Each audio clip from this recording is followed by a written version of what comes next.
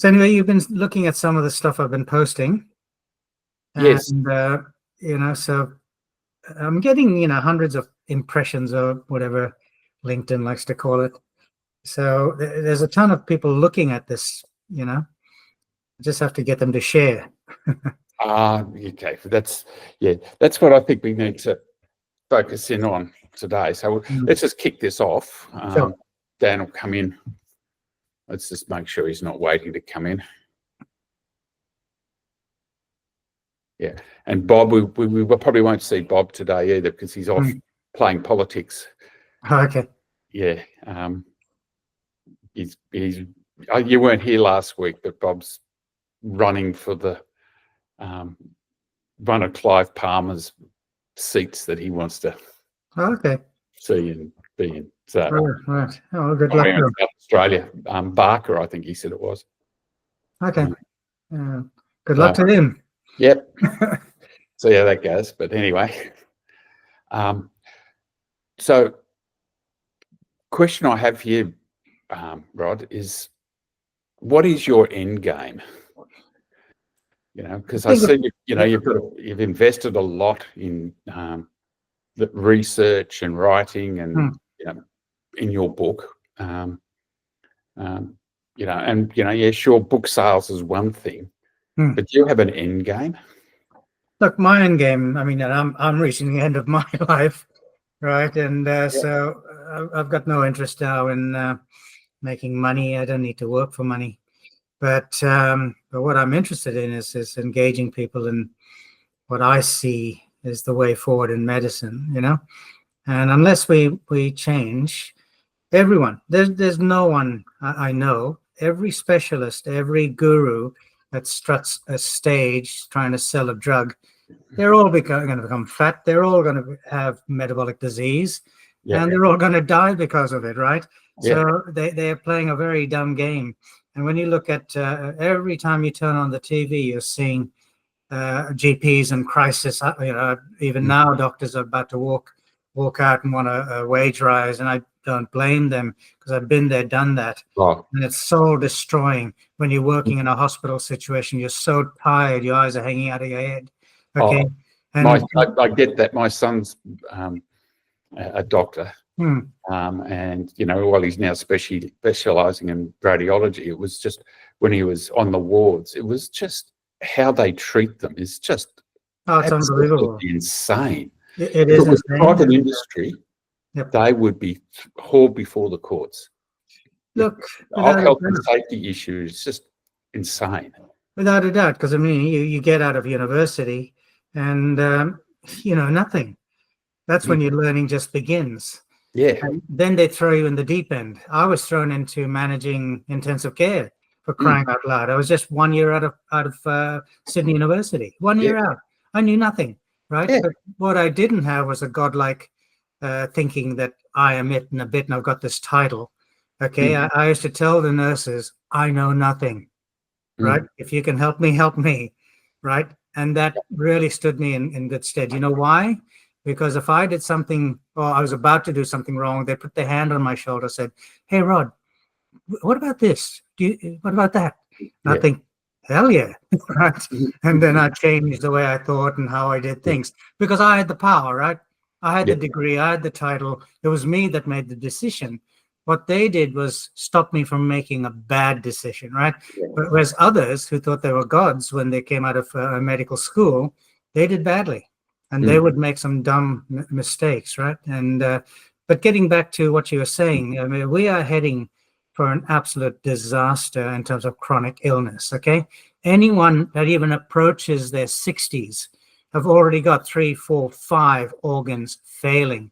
They might not know that. They might feel bad. They might feel, less energetic. The memories are failing. Okay. But each organ is failing. And that started in their mother's wombs, accelerated through childhood.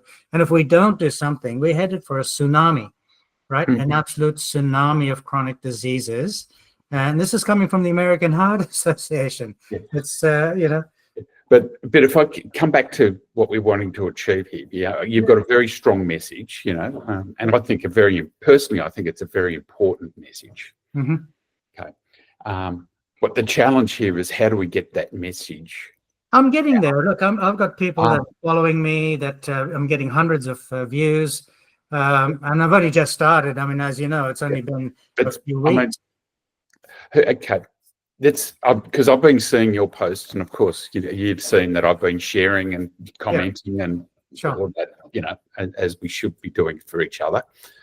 But one of the things I'm looking at from a marketing perspective, okay, not the biological perspective where you're coming from, okay, but from a marketing perspective, I get, I look at it, and I stand back and look at it, and go, okay, it's the message is sort of aimed at the medical profession as well as Mr. and Mrs. Consumer, shall we say? Okay. And when I look at a messaging like that, it's really hard for people to actually, in either of those camps, to grab hold of it. Yeah, look, it's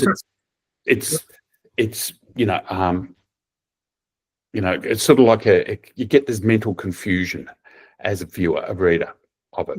If you look at the research, I took what you said on board, and what I'm doing is providing something in a broad sense and then in a narrow sense, right? So when you looked at my heart disease, for example, the doing that is brilliant. Do that. Get down to, because as a consumer, okay, the only things I'm worried about are my stuff. Sure. And that's what I'm going to be doing. I'm going to be now targeting breast disease, prostate cancer, and all of these things that have a dietary impact, input, right, that we are just ignoring. And I'll be doing all of that. Yeah. But I also look at, because I think what you do, because you're from the medical profession, okay, I see there's a huge opportunity to work on both camps. Okay, so one being, I hear a lot this term functional medicine, which I'm assuming is really what you're driving into. Yep. Yeah, it's all about functional medicine. Yep. And it's, I see cell shock gives, let's look at just the GPs, for example, which is really a key part of it. I see from their perspective, there's an opportunity for them, and I'm talking about it from a more of a business type opportunity. So if we just look at it as a business opportunity to start with, rationalize things down to dollars makes it easier to understand, particularly around marketing, because it's all about trying to rationalize a lot of this stuff. Okay. I see that there is an opportunity for somebody to turn around and create an online training program or learning environment for GPs to transition to being a functional medico, rather than just the tick and flick, GP, fill out this script and get it next type thing. And I think there's an opportunity to re-engineer how the general practice is actually operating. Without a doubt. The problem is what you're saying is a ton of work, but I'm just sort of trying to get my thoughts out there, because getting you to narrow down your message is important, and it's trying to make sure that you see what I'm seeing that might help you narrow the message down to suit each of these two really distinct target audiences, one being the medical profession, the one being consumer groups. The problem with that is it's taken 20 years of my life to get this kind of knowledge, way beyond my medical degree, right? So most GPs are really hopeless at all of this stuff. They just know how to write a drug. Here's a script. See you later. Next, please. Ka-ching. Yeah. Right? And so that is how do you change that mindset? Not my lifetime. I'm starting to see a number of GPs in my world, you know, a very small number, but the number of them starting out, who are going down that functional medicine path and hanging their shingle up as a functional medicine doctor. Yep. Okay. And just in my own experience, I've just a little bit of a story is that we're in the process of relocating, you know, moving from a house to an apartment, you know, in the city, which means I'll need to find a new GP, and, you know, basically pull my own medical team together, basically, is the way I look at it. Okay. And of course, the GP is one of those things. And so I've just been doing online research, you know, what are the medical centres around where I'm going to be living, and, you know, looking at the GPs that are there and what have you. And I'd say 10% of the ones that I've reviewed all mention functional medicine. Okay. Okay. Look, I think it's taking off. There's no whether they're just dropping that name and don't really understand what it is, because they know what it should be. The other thing that I've seen, we've had this in Melbourne. They opened up. There's somebody who's, again, it was I think a GP started, and it's a longevity clinic. Okay, which when I just did a very, very quick bit of research on it, and this is going back probably 6 months or so, I saw this, and I go, okay, what do they do? And they actually treat it very much and position themselves as very much like an alternative to paying for a personal trainer. So consumers, instead of just, going in there for a bulk bill consult or, bulk bill plus, $40, $50 extra for a standard 15-minute consult, you actually enter into a program, where it's, they do, some, basically do your base pathology tests, and they custom make a program for you. This clinic also had physiotherapists and dietitians and others there as well, but it was centered around a true medical thing, not the pseudo medicine or pseudo doctors that we see out there, the real doctors. And I started getting me thinking that, wow, as a consumer, if we changed our thinking to treat doctors as either a team member or somebody like a personal trainer, and pay them appropriately, like if you join a gym, you're paying $100, $200 a month. Yeah, look, I think what you're saying, look, what you're saying is to create a kind of a online course, and for me, it is about metabolic health. So if I created an online course as a metabolic health clinic, and really one of the endocrinologists that actually refers patients to me, he's wanting to set up something in Sydney. So you could do that, and also with your course, you could do things in the way you're saying is to target it, right? So this could be for patients as well as doctors. So that could be, say, metabolic health for PCOS, metabolic health for heart disease, and they could actually go through questionnaires, see what can be done from a metabolic perspective. And you could also have then doctors that pay a subscription, okay, so that people who go through your course will then have a particular doctor. They just put a postcode in, and then we can find that particular metabolic health doctor who does the course. That way you're monetizing the whole process as well, Yeah, because I actually see that there's two sides to the coin. First off, you've got the doctor side of it, which is part of the delivery. But when it comes to the consumer, it's very different, I think, because the understanding, diving into the weeds of the technical side of it. Yeah, but you can have two separate components. One is for the person. The other one is for the doctor, right? They're more of a technical side of things. So, so a patient logging on to that course will only see the kind of superficial, way of actually putting it for them. And then, the doctor can sit down more to the technical side. What do I need to do? What can I prescribe? Not in terms of drugs, but more nutrients, and Yes, diet yeah, and so on, and how to treat these particular patients. Without a doubt, I mean, I've got so many patients that have done unbelievably well. And when you take it as a big picture approach, Yeah. And so because I think also that as consumers, we've over the years, I said, I think the vast majority of consumers have basically outsourced their healthcare rather than taking ownership of it. Sure.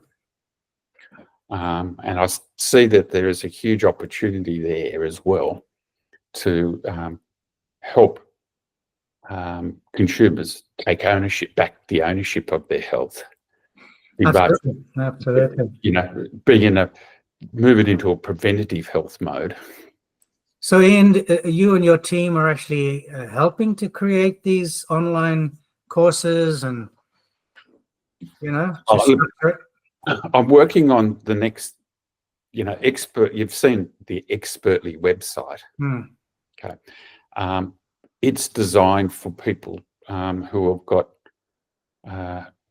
courses that they want to, or they've got they're experts in their field who have got knowledge and we look to create an online environment where people can actually access that knowledge to take the people on a transformational journey. So in other words, somebody in this case, I know nothing about preventative health, but I want to get into it.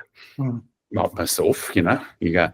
So you're transforming them from knowing nothing, not having ownership of your own health, through to being, taking full control of your health. And I'm just using this as an example, but and taking them through that process. Pretty much what like Unlock is. Let's unlock your book's potential. It's all about this, taking this on this transformational course. So what I'm building and creating for the future is that there'll be, people can come on like yourself and say, okay, my next program I'm creating is called Signature System Formula, which is how you go about structuring your knowledge to create a transformational journey. Okay.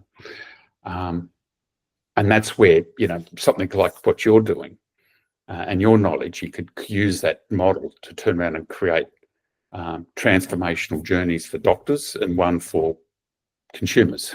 I see there's the two that you can ultimately do. And, of course, you're obviously monetizing that. You don't give it away for free. Otherwise, if you don't charge for it, people don't value it. It's an important part of the process, I think, is monetizing it. And by monetizing it as well, you can actually afford to spend more money on advertising, which will then turn around and grow it a lot faster. But if you don't monetize it, you don't have the funds to actually advertise. So that's why we do it this way. Okay, but that's sort of a bit preemptive, but that's why I wanted to ask whether you had that in mind, creating a course. It can be done. It depends on how it's structured, how much time and effort I've got to put into it, so it's not easy, but I can see how it can be structured in just what we just discussed for patients, for doctors, to actually have a subscription model that doctors will subscribe to, for where people can find them. I could also have the diets online, and they pay for that diet. Or access to that. And so there's a number of ways to monetize it, I think. But I mean, that's still not the reason I've done all of this. I think it's just my fear for what's happening in the world. And, there are many things that are going wrong. Even blood cancers, they're going through the roof. Oh, right? I'm hearing it all the time. Yep. Kids and adults are getting abnormal tests. Where is that coming from? Mars? I don't think so. This is coming from all the toxic compounds that we've allowed to be released, like forever chemicals and so on. And diet doesn't help. If you've got insulin resistance, I mean, that is pro-carcinogenic, right? And what doesn't help is ultra processed foods either. Yeah, but all foods, mate. It's not just ultra processed or processed foods. It's even unprocessed foods that can cause insulin and glucose spikes. I'm going to be putting out a post probably today, maybe tomorrow, on glucose spiking and how this damages our arteries and causes heart disease and so on. But and really, cardiovascular disease is not the number one way we're all going to die, right? Yeah. So I think we just hasten it by the kind of foods we put in our mouths, and these are postprandial or after eating effects. So, so where are you getting your activity from? You know, when you say you're getting or you're getting views, you're looking at LinkedIn or Facebook? Yeah, LinkedIn mainly. Facebook too, but I don't. LinkedIn provides you with those kind of stats.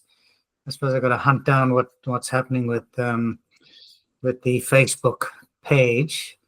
You got it as a page. No, as a group. Okay, yeah, okay. I'm going to. I just created a new video yesterday, which is going up into the membership area, which is all about Facebook Professional. Okay. Now you've got a Facebook profile already. How many connections have you got there? Well, I got my own personal one, which I don't really want to use. So I do have a page, but as you mentioned, it needs to be a group. So you're forming a community. So that's why I created a group, So yeah. Pages, sort of getting volume into a group is not the easiest thing. Okay. Getting followers on a page is not the easiest thing. And they don't talk to each other. You can't automatically put what you've got on a group onto a page. No. You've got to get some third-party app to do that for you, So, and even then, the formatting may not be perfect. Yeah. So none of this is easy. No. Social media stuff is not easy. Yeah. I mean, it's not over my head by any means. I've designed 2 websites from scratch, and as you can see, I've got skills in terms of animations and so on that I can produce.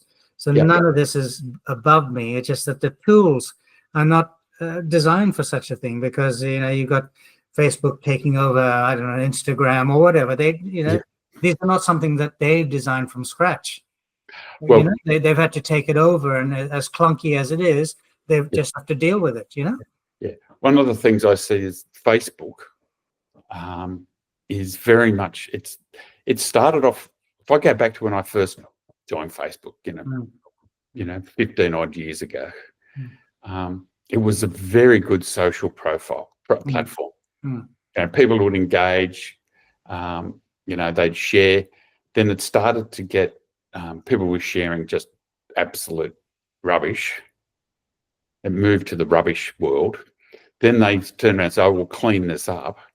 And now before they didn't have any advertising on it at all, but now they've worked out how to make advertising and make money from advertising. And so it's now got to the point where the only stuff you see on your Facebook feeds is really 90% of it's advertising. Or people who have paid for advertising get there when you have a paid account on there and you're paying for advertising. Whenever you do a non-paid post, it gets elevated up in their algorithm and gets presented much wider and broader as well. So they're just made it, not a very good platform anymore. Okay, but you've got to be there, unfortunately. And if you can get them off your page or off your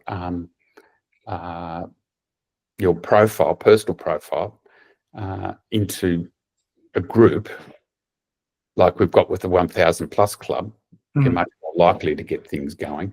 But a lot of people, there's not a lot of interaction within groups either nowadays, because the whole Facebook thing, people just go there as a bit of 5 minutes worth of entertainment while they're sitting around waiting for the barista to make their coffee.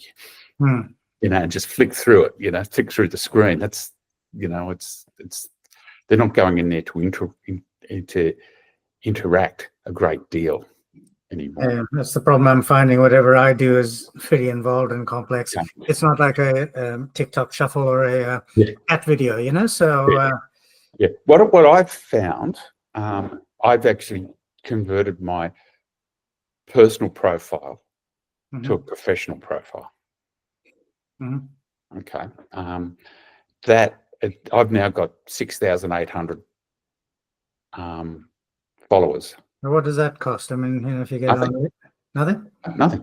Okay. And this is this video I'll put up. Actually, I think I put it up yesterday. It's actually in there. So, in a nutshell, what do you do? What you do is you convert it to a. Sorry, I've just got an email from Dan saying that he's not going to pop in today. So Sure. Okay. So there's a you have an option when you go in there to convert it to a professional profile. So in your page, in your group. No, not on the page, on your personal profile. Okay. Okay. When you turn it to professional, you actually get access to all these other tools. But this means your own private profile you're talking about, like family and friends and. Right. Okay. You can, when you do that, keep your professional profile. So if you put a post up there, okay, for family, you know, so family and friends, you can actually just say this is only for family and friends. Okay, or actually just says friends, and you can actually have sub lists under there as well. You can subdivide it, so you could have immediate family and broader family. Okay, so that's one way of doing it. Then when anything that you've posted previously to friends on your personal profile will always stay as personal, won't be shown as on the professional side. So if anybody who is not a personal follower, a personal friend, won't see those. Okay. So every time you make a post, you can actually say who gets it and what have you. I'll actually share my screen, and I'll show you. So let me get onto Facebook.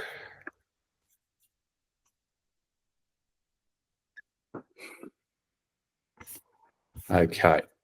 Now you can see on my screen here on the left-hand side, you'll have a professional dashboard.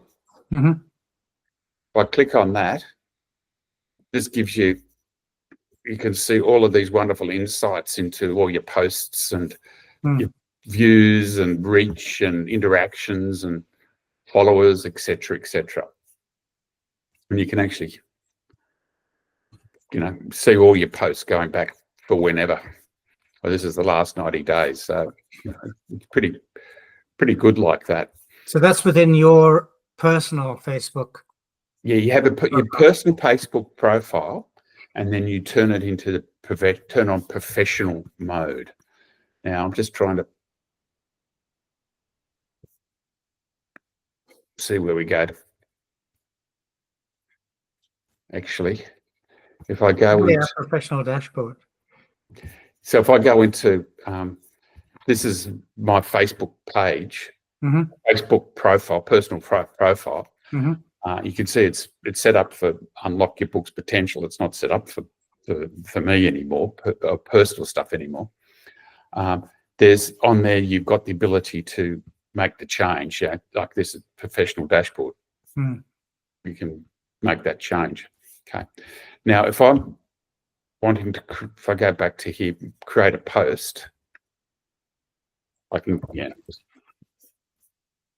Yep. Post settings. You can say who can see your post. Okay. Then I can turn it. Oh, it's public. Oh no, I only want friends. You know, friends accept. You know, don't show some friends. Yep. You know, custom acquaintances. You know, you can create. You know, you can do all sorts of things. You'd want it to be public, I suppose. Yeah. Okay. Now, I'm just going to stop sharing that because we don't need that anymore. Mm-hmm. Okay. Now, with professional, with Facebook, one of the things I did a couple of years ago, for family and friends, I created a Facebook group. Mm-hmm. Okay, and it's just a private group. Mm-hmm. Everybody can join it, or you can invite family to come in and enjoy it and join it. But everything in there is totally private. Mm-hmm. Okay, so people can post whatever they like in their birthday wishes, anything. And that way, when I did that, I actually moved my personal profile away from, the personal stuff no longer existed or was no longer ever posted into my personal profile. Mm. And when they brought out the professional dashboard, which I discovered about 12 months ago, I then converted to professional dashboard or to the professional mode.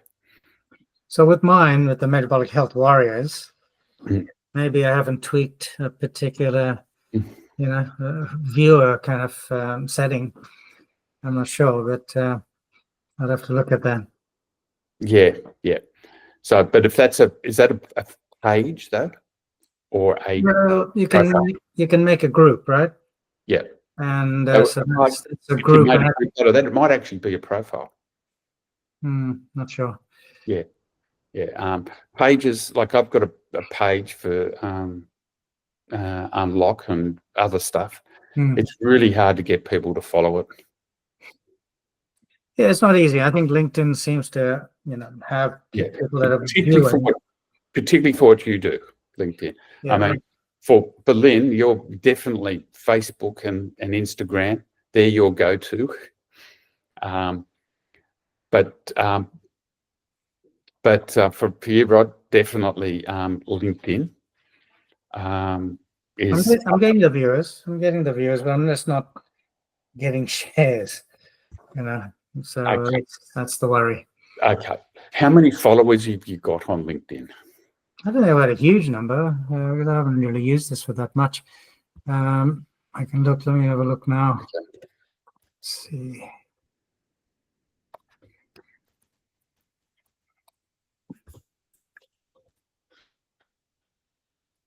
Sorry, just loading up. You've got 101 connections.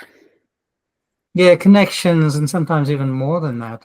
But as I said, trying to share it with people is a bit. Yeah, post impressions 365, profile viewers 23. So. Okay. But I've only been using LinkedIn for just a few weeks. Yes. Yep. No, that's fine. What I'm going to do is I'm going to show you how to get building connect. LinkedIn is where you establish your authority and expert status. That's what it is. Most of what I see with your posts absolutely do that. Okay. And that's something, I encourage you to continue to do. Now, I'm just going to share my LinkedIn screen. I'm going to show you a few things and tools that you can use.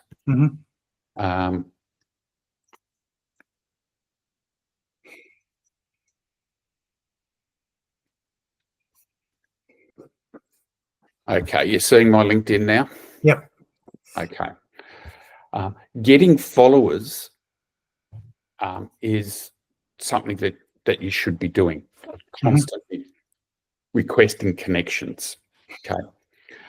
You'll see up here we've got my network, that menu. If you click on that, you can see LinkedIn recommends people to connect with. So, for example, here it says people you may know based on your recent activities. And I look at it and see which ones I want to connect with. Okay. Okay, it's sort of frozen a bit because it's not scrolling as much as possible as it could. Okay, here's a guy who's an author. He's also a physician, so he'd be an American, I suppose. Mm-hmm.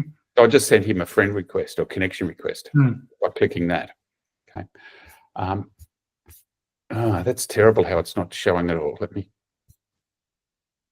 refresh it. No, it's not. It does. Go back and do a. I'll give it a refresh. It shows people who I can connect with from the university, Sydney University, where I went to uni. Okay, me too. Yeah, it shows people with similar roles. Okay. So how did you go to Sydney University if you're in Victoria? I grew up in New South Wales. Oh, you did? Okay. Yeah, I grew up in Mudgee. Okay. So what did you do there at Sydney? I did at Sydney Uni. I did applied science, majoring in computing. Right. And at the same time, because back then you couldn't do double degrees. Right. So back then I also did a second degree at the New South Wales Institute of Technology, majoring in marketing. Okay, that's interesting because my degree is a double degree. Yeah. So, I just in what I wanted to do, which was I actually wanted to do computing, but there was no women in the course. Okay. And I was, hot-blooded 18-year-old coming down from the city, down from the country, living in the city. I wanted to meet some women, so we were all the women. They were in they were in psychology or HR, psychology or marketing. So. You've done medicine, mate. I actually nearly did do medicine, but I decided it was too hard.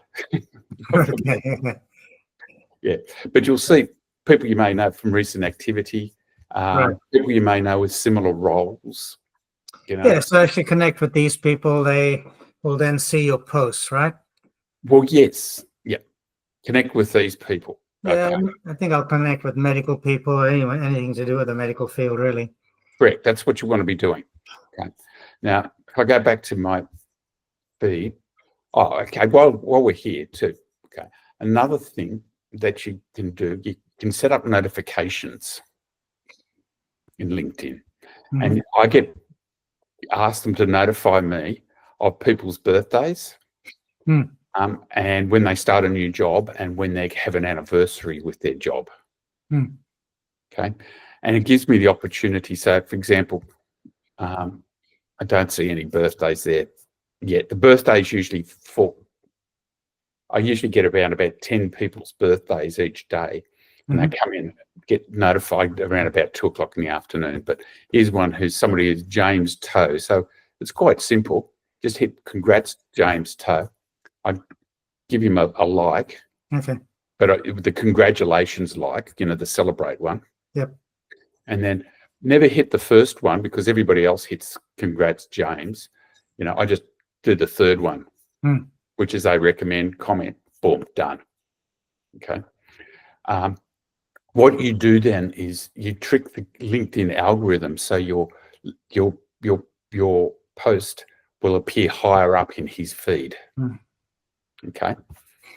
The other thing to monitor is messages.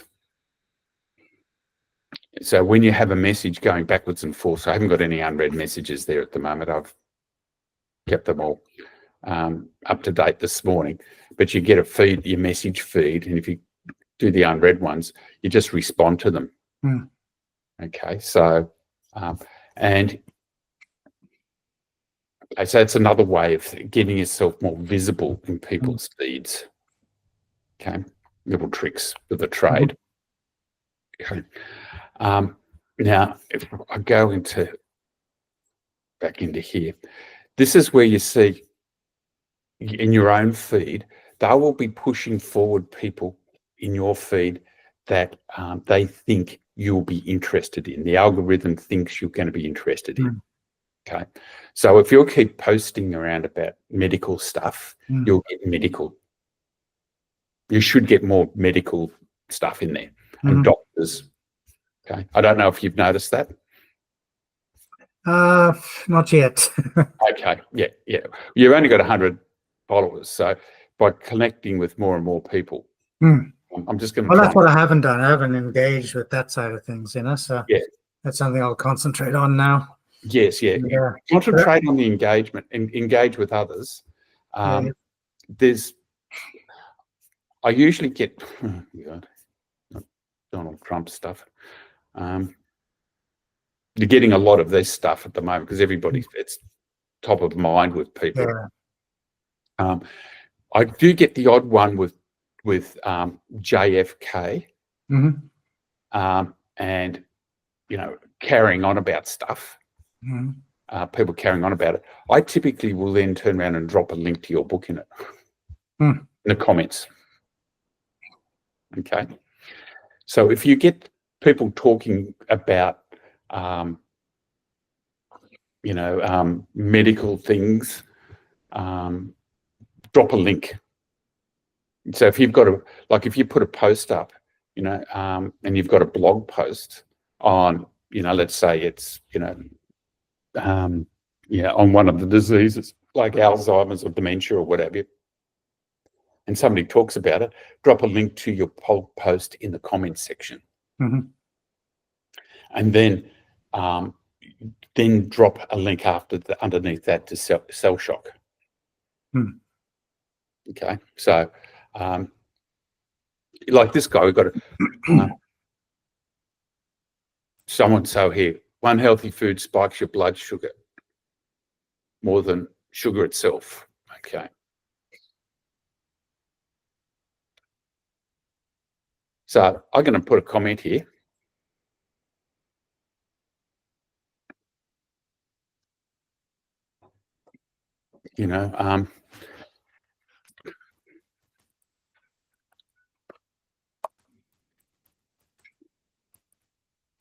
You learn a lot about the science.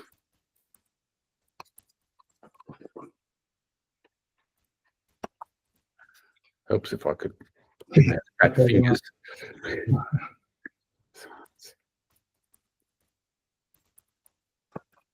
This book. I'll just get a link to your book. Okay.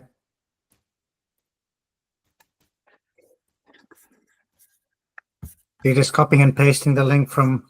Yeah, I'll show you what that is. Yep.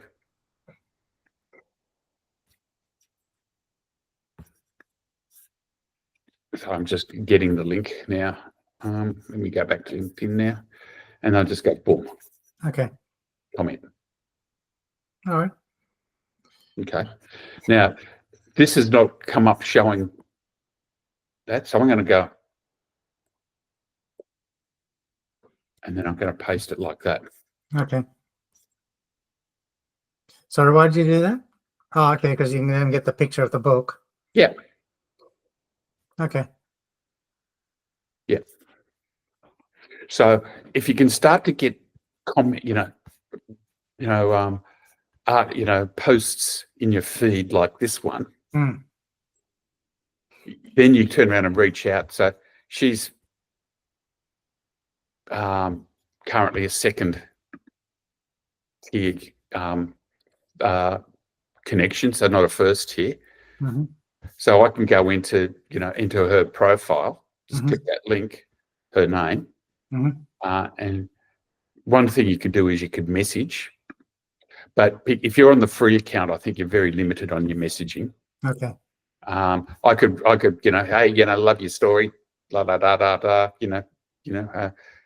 love to connect, get in my diary, or hey, go and buy my book, or you can just do a connection request. Okay. See there, connect, and you can add a note if you like. Yeah, liked your post.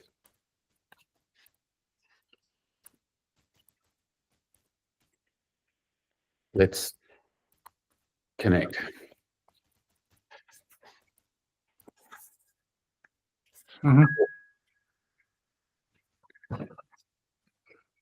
So she'll get a connection request. And it will appear, she'll get a little red, see the little red dot on home, and that she'll get a little red dot on my network. And if she's active in LinkedIn, because if they're not active in it, they won't connect. And Yeah. you don't really worry about those that aren't active because they're not going to spread your message anyway. Yep. Okay. But if she's active, she'll pop in there and she'll get here pending invitation. So it'll show as a pending invitation for her, you know. Ian Bosler, you know, with a little note, you know, hey, saw your post, let's connect. Boom. Okay. And that will help you grow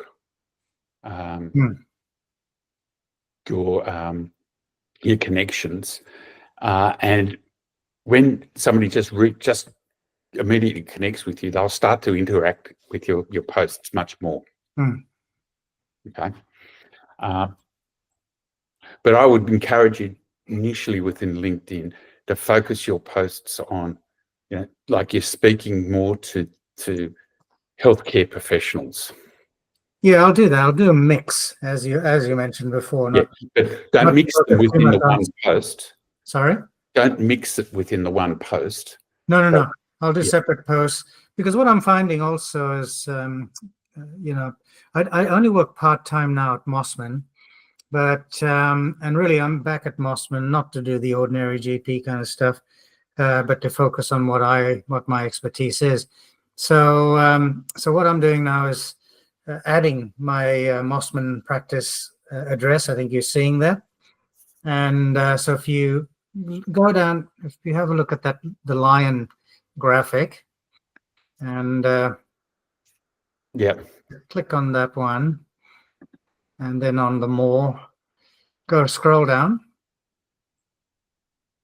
Yep. So you can see there the LinkedIn link to the book.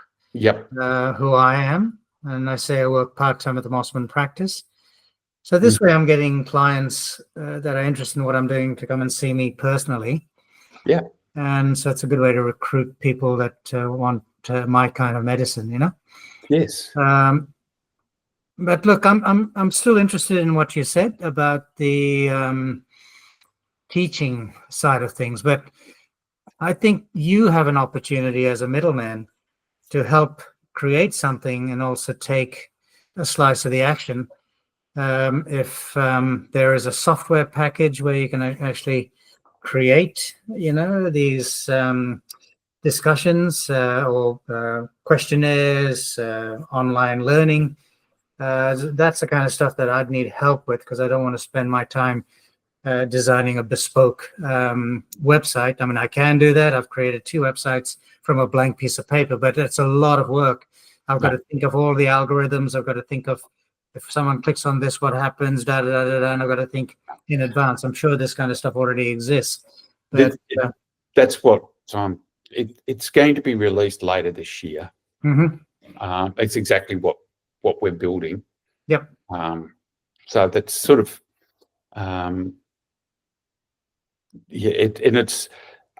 majority of people are going to be people like yourself at because I'm only going to be dealing with what I call experts.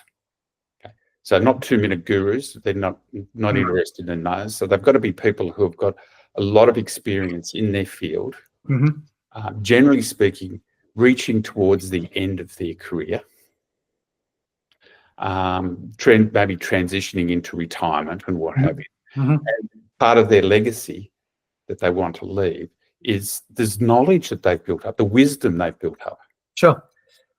And it's the wisdom that, you know, this sort of concept came to me when I used to drive every day into the office at Intertype, and used to drive past a cemetery.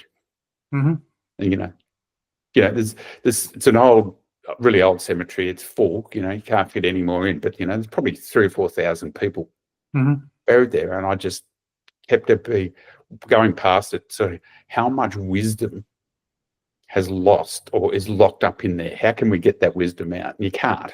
It's gone. That's for sure. That's one of the, such a shame that so many people go through life and their wisdom that they collect and create through their own learning, their own experience, all new learning, and it just goes. Yeah, it just vanishes. Yeah. So in my mind, in how I see that working, is how I mentioned it to you before. There's if a lay person logs in, okay, they'll see only the content I've created for them. Yep. If a doctor logs in, okay, they'll see what they need to do in a technical sense. And then beyond that, there's, in terms of monetizing it, we can have professional dietitians that only know the protocol that I develop, that they can guide patients through that protocol. So doctors don't have to learn that. They just have to deal with it from a medical perspective as well as the nutritional perspective. And beyond that, there's also, critical nutrients, which in my mind, I don't know how anyone survives without this. Okay, from as you approach your 50s and 60s, you end up with atrophic gastritis, it's called. 7 out of 10. Never heard of it. Yeah, 7. Sorry, mate. I've never heard of it. No one will have heard of it. And people, as they get older, they have this atrophic gastritis. You know how it presents? Like indigestion. And you know what atrophic gastritis is? It means that you're not producing enough hydrochloric acid. You're not producing a thing called intrinsic factor that helps you absorb vitamin B12. As your B12 drops, your homocysteine goes up. Your brain now starts to shrink. Homocysteine will attack your heart, your blood vessels. But you see, all of these little things that most people are clueless about, they may feel that they're losing their memories, they're not feeling well, their energy drops. And you know what? If they go to a doctor and they say, I've got this indigestion, what are doctors going to do? They're going to give them proton pump inhibitors, okay, that knock down acid even further than the low acid that these people already have. How sickening is that? Okay, and we use proton pump inhibitors in babies because of irritability, right? And that is sickening to me because it decreases mineral absorption, because you need acid to convert a mineral into a particular redox form to be absorbed, right? So how much damage is being caused by drugs that are worthless, right? Pointless, and damage people because doctors just don't think in nutritional sense. So with anyone around 50 years of age, their risk of atrophic gastritis, their risk of B12, dropping continuously is very high. So I'm just giving you a glimpse, one tiny fragment of my area of expertise. So, and this is what I deal with. So those are kind of things you can actually add to what you're talking about, is that online learning experience, and so, but anyway, it can all be monetized, and you could be the middleman that benefits from that, So, and I've got people that can moderate. I've got the endocrinologist, the cardiologist, Dr. Ross Walker. Look him up. He's invited me to be a part of a 2GB, which is a radio station. Yes. I received a message from the producer today. Then look up Dr. David Katz. He's from Yale University. So you got these kind of guys that can moderate, and I think this is how to get the word out, really. There's that. The other thing for you to get the word out, because I think the way I see it with yourself, first off, is using LinkedIn to establish your authority and expert status. Absolutely. I think that's the most important. If there's one platform to focus in on, it's that one to start with. Build your connections and your followers. Build that up. In LinkedIn, there's no limit to how many followers you can have or connections you can have. So focusing on that. Keep putting those articles in. With those articles, cut them, create some mini posts, if you like, and link to the article in LinkedIn. Will help as well. And keep dropping your link to your book, responding to other people's, engaging with other people's posts. Yeah, I think everything you've told me is very good, actually. So I'd keep doing that. The other thing I would be looking for is other people who've got podcasts. You talk, Lynn's just probably not aware of this, but Rod's been invited as a guest speaker on a 2GB radio station, 2GB segment. There is a number of those out there. Positioning yourself as the expert in this field for mainstream media, Mm-hmm. I think give you a huge boost. And using that sell sheet is the tool to use. Now, if you go onto podcasts and look at how many podcasts there are on health, there's lots of them. And it gives you an opportunity to basically spread your word, but also lift your profile to other people's followers. So yeah, and I think, Lynn, you'll have the same sort of thing. There'd be people who do 4-wheel drive. There's a Grey Nomads podcast. There'll be lots of those out there. Getting in there and putting your name in, getting your name in front of them. I think it's a little sleeper it's only just starting. It's a marketing area that's only just starting to take off, but it's a very powerful one because you actually get positioned as a, just like with the 2GB one that you're going to be doing, you're going to be positioned in front of their audience as an expert, and the trust that they already have with the presenter is transferred to you. And so you build immediate trust and rapport with people you've never known. Yeah, so it's from a marketing tool perspective, very valuable. Sure. No, I think it'd be a good thing to do, but look, I'll keep on punching away. Keep in touch about how you're progressing with the online learning. Yes, that'll be probably probably won't start talking too much about that until June, after June, July. Yep, perfect. It's I've got a few things to do with Unlock yet. Turn it into an evergreen thing and move it away from just the foundational members. So I think the problem for you is that you need to choose the right platform. In terms of the online learning. So I don't know which web site you're using or how you're developing that, but so that's the only thing. As long as that's set up well and flexible enough to meet other people's needs. So have you been going into the membership area? Say it again. Eh? Have you gone into the membership area of Expertly, which is the expertly? No, I haven't looked at any of that. I must admit, I've been so caught up with this trip and also other issues that just haven't gone in. But each one of my posts takes me about 2 hours, 3 hours. So it's a lot of research behind it, and then I've got to create it. So I'm kind of caught up in all of that, but I will get to everything you've asked me to do. And do you do your posts on a regular basis? I try and do it once every week to 10 days, maybe. Yeah, it works best if you've got a specific time and date that you drop them. So every every Monday at 10 o'clock, for example. It just that regular people start to look out for it. Yeah, sure, but it does take a lot of thinking. You've also got to hunt down graphics, animations, all that kind of stuff that I use. To find appropriate stuff, for each post. So I know, easier said than done, I'm afraid. Okay, here's another clue. Yep. Is to make things a little bit easier.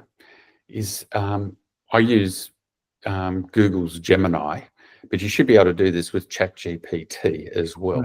I create a post, or an article, so a longer form post, more a blog post than a social media post, and then I ask it, create 7 social media posts to promote this blog post, and then I copy in the blog post, and then it comes back within seconds, telling me, here are all the social, here are the boom, boom, boom, boom, 7 social media posts, and it even gives you image recommendations. And so I basically can create, once I've got my blog post, I can create those social media posts in half an hour, and then have them scheduled out for the week, so dropping one a day, boom, boom, boom. And then it's on autopilot. Yeah, I suppose that my line of work and the depth that I have, AI doesn't quite understand the kind of depth that I need, so when you're doing a social, when you prompt it, you give it the prompt to create a social media post that will promote this article. All right, so you're so it's not asking article, like I say. Yeah, otherwise, because you're so technical, these things will hallucinate. That's a term that you might not have heard this before. Yeah, I have. In artificial intelligence terms, they hallucinate. If they don't know something, they make it up. Yeah, they do. They know it. They do. And so you're saying broad stuff, because it's so specific and technical, it's very dangerous to do that. Absolutely, you got to watch it like a hawk. But if you're looking at that one, say with the line once again, you're saying create other posts that lead to that. So just give little snippets of information that then you just link to that main blog, right? Correct. So, yeah. Okay. Yeah. And so that article, you put it up on LinkedIn, put it up on your website too. Put it up there as well. Yeah. Okay. And you'll see some, you'll start to get traffic and connections. Google will start to see it nicely as well. I'd do that, and I'd even make sure you've got links from what you have on your website back to your LinkedIn profile. Every time you do a post, do a link back to your profile as well, because Google will then follow that. Their bots will follow that link and go, oh yeah, here it is, this is good, and it'll improve the scores on both of them. Yeah. All right, will do. So thanks, Lynn, for watching on. Okay, yeah, sorry we couldn't hear you, Lynn, but it still can't hear you. You're still muted, so due to that echo, but anyway. And thanks, Ian, for all your insights and expertise. Appreciated. No, you're welcome. It's get out there and keep doing it and keep sharing stuff. No, like and share. It's a lot of work, but you got to do it, I suppose. Well, yeah, but for you, definitely build your followers. Yeah. For me, I said at the time, it's just a routine. Yeah. Every morning, in my morning routine, I go in there and I'll turn around and hit, connections to, a dozen different people. As long as they're the right people, don't just everybody. Yeah. Get the right people following. You're much better off with, a small number of right people than a lot of the wrong people. Yeah, for sure. All right, guys. Thank you very much for that and for being here. All right. Okay. We'll see you all again later. All the best. Bye-bye. Bye-bye now.